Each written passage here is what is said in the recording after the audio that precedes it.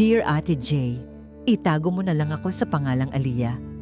Isa akong 21 anyos na dalaga na lumaki sa probinsya, tahimik, walang kaalam-alam sa tukso ng mundo.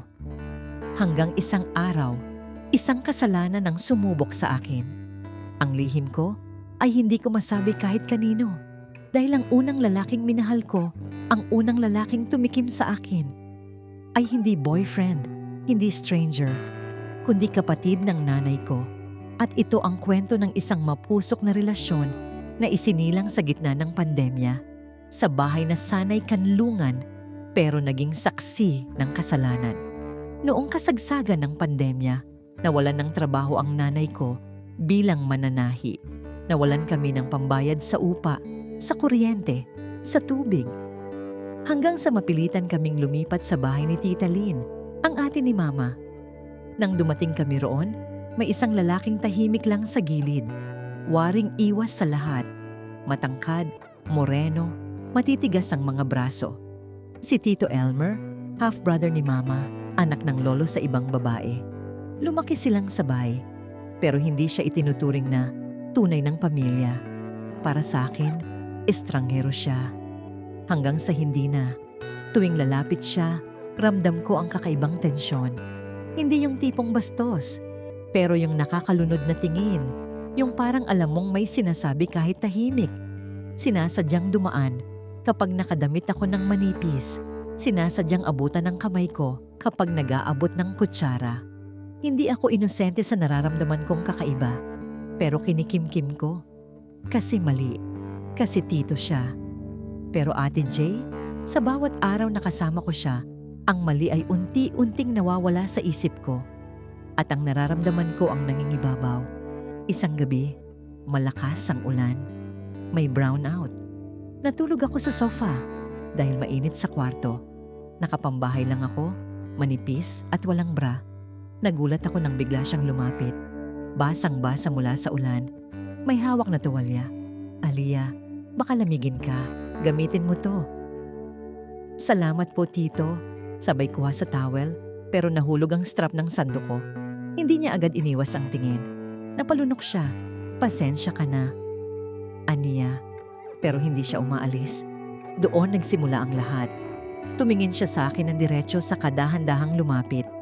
Tila hinihintay ang pag-ayaw ko. Pero wala akong ginawa. Hinaplos niya ang pisngi ko. Mainit.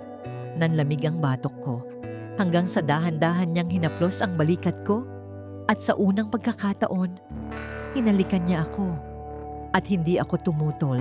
Simula ng gabing yon, nagbago ang lahat. Tuwing madaling araw, pupunta siya sa kwarto ko. Minsan sa bodega, minsan sa likod ng bahay. Tahimik lang ang lahat. Kami lang ang may alam.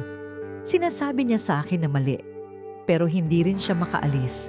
Ako naman, kahit umiyak ako sa konsensya, hinahanap ko pa rin siya.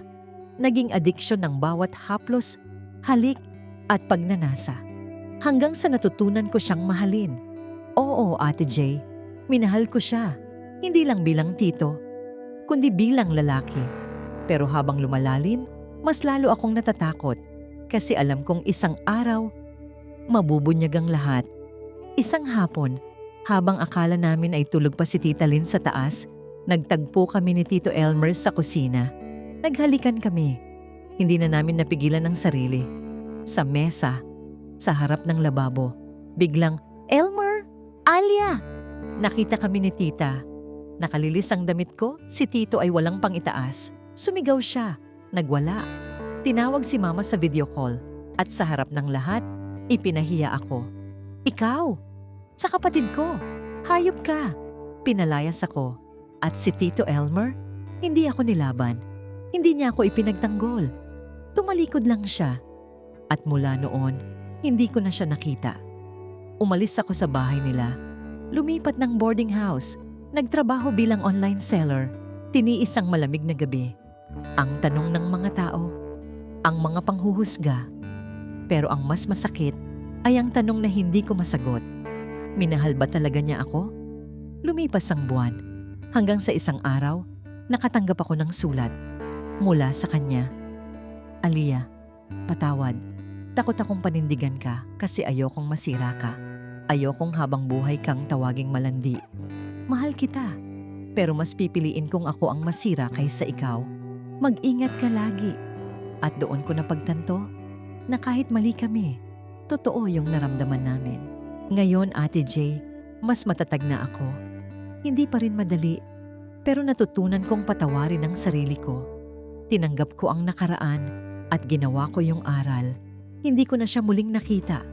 Pero kung sakali, gusto ko lang siyang pasalamatan.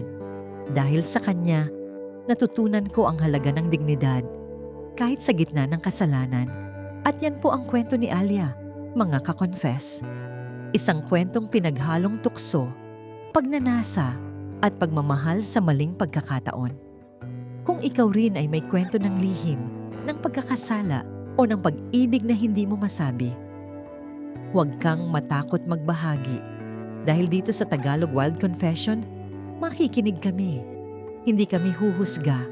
Ako po si Ate J, ang inyong tagapagsalaysay ng mga kwentong hindi basta-basta makalimutan. Huwag kalimutang i-like, i-share, mag-comment at mag-subscribe sa YouTube channel ng Tagalog Wild Confession para sa mas marami pang kwentong mapangahas, madamdamin at totoo. Hanggang sa susunod, mga ka-confess. Tandaan, lahat ng kasalanan may dahilan. Pero ang kapatawaran, kailangang pagdaanan.